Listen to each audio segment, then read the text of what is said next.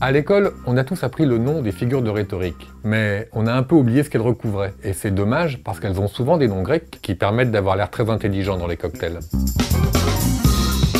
Heureusement, les discours des hommes politiques en sont pleins et ça permet de réviser. Parmi les plus connus, il y a d'abord la métaphore, qui consiste à remplacer la réalité par une image qui lui ressemble. Je savais qu'elle est inépuisable, la vague qui nous porte.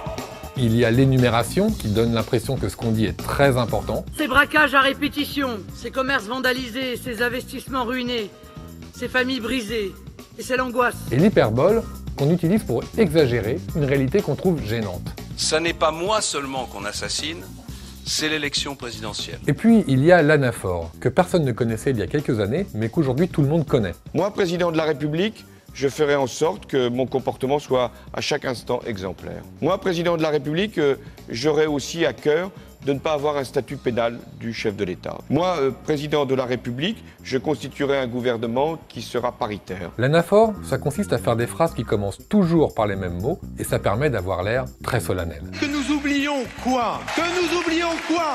Que nous oublions quoi? Que nous oublions encore quoi? Ana en grec, ça veut dire, en gros, ce qui précède. Et si on remplace ana par épi, qui veut dire ce qui suit, cela donne l'épiphore, qui consiste à répéter les mêmes mots non pas en début, mais en fin de phrase. Que les entrepreneurs investissent plus facilement, mais que chacune et chacun puisse aussi travailler plus facilement. Rien n'interdit d'ailleurs de faire du zèle et de combiner anaphore et épiphore dans des phrases qui commencent et qui finissent par les mêmes mots. Dans ce cas, ça s'appelle une symploque.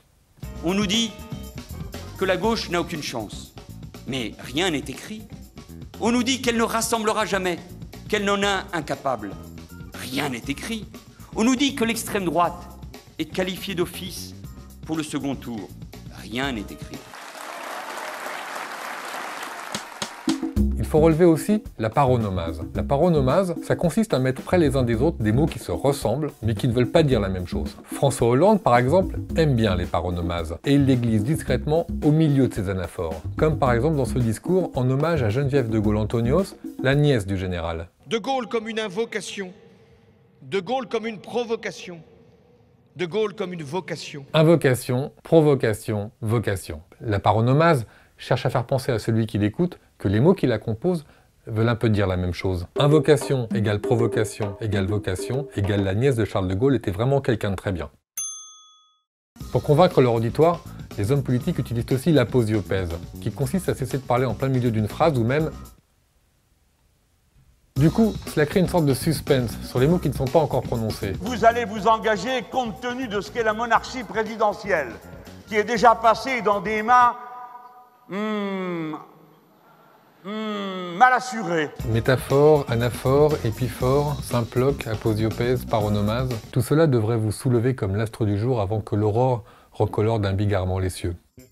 C'est une métaphore, ça? Une périphrase métaphorique. C'est pas mal. Ouais.